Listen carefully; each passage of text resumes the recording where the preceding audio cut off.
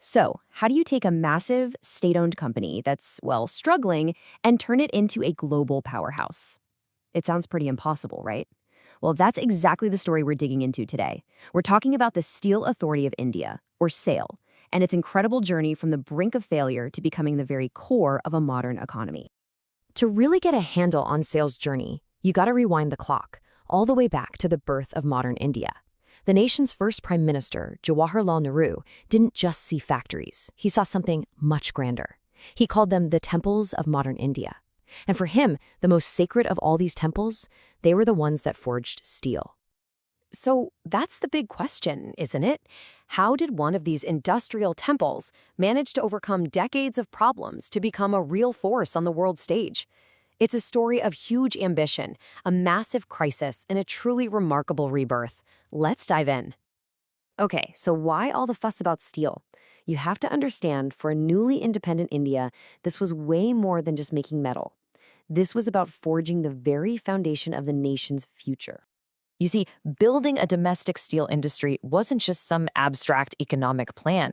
It was a matter of national security and sovereignty. I mean, think about it. You can't build a modern nation, your railways, your dams, your entire defense industry, using steel you have to buy from other countries. It just doesn't work. This was a powerful declaration of self-reliance.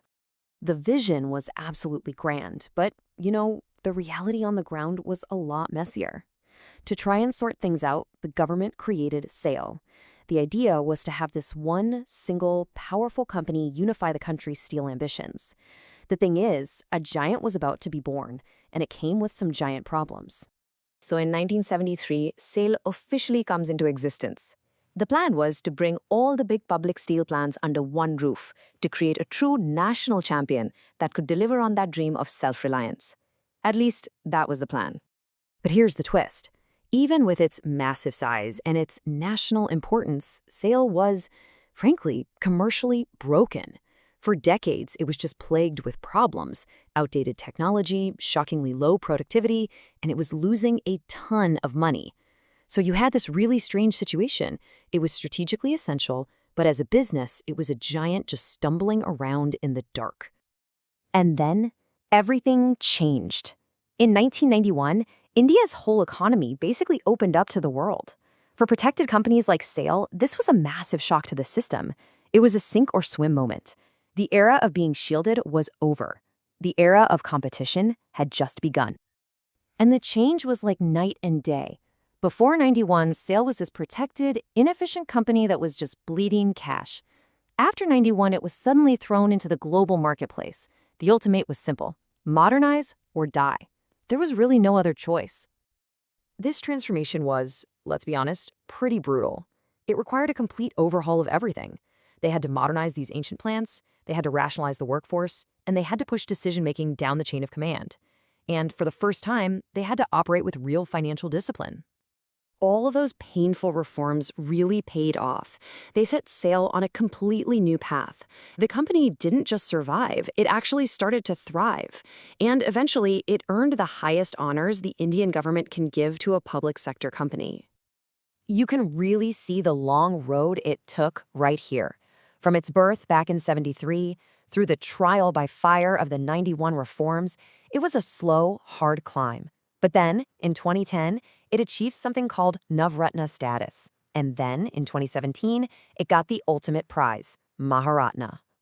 So what on earth is Navratna status? Well, think of it like a massive promotion. It's a special title given to the top-performing public sector companies, and it grants them a huge amount of freedom from government control, both financially and operationally. And this wasn't just some fancy new name on the door. It unlocked real power. Suddenly, SAIL was free to make its own big investment decisions and make them fast. It could finally start acting like a true global competitor. And boy, did it compete. With this newfound freedom, SAIL went on a massive modernization and expansion spree. It boosted its production capacity from around 13 million tons to over 21 million tons. That's enough new steel to build thousands of bridges and skyscrapers. It's just an incredible leap. And that brings us to the top of the mountain, In 2017, SAIL was awarded Maharatna status. This is the absolute highest honor. It's reserved for only the biggest and most strategically important public sector giants that have a proven track record of top-tier performance. So what does being a Maharatna actually mean in practice? Well, this is where SAIL's story really comes full circle. From being just an instrument of the state to becoming a powerful, modern giant that's literally powering the nation's ambitions. This status gave SAIL some serious financial firepower. It can now invest up to 5,000 crore rupees. That's over $600 million on a single project, all without needing to get a green light from the government. This is a fundamental shift, right? The government is moving from being a hands-on manager to a strategic owner. And all that financial freedom translates directly into strategic flexibility. It means SAIL can move fast on huge expansions, upgrade to the latest and greatest technology, and form new joint ventures, all with the kind of agility you'd expect from a global-scale company. And this brings us right up to today. SAIL isn't just a steel producer anymore. It's a core strategic partner in India's biggest national projects. It's the steel backbone for massive initiatives like Make in India and the huge national infrastructure pipeline.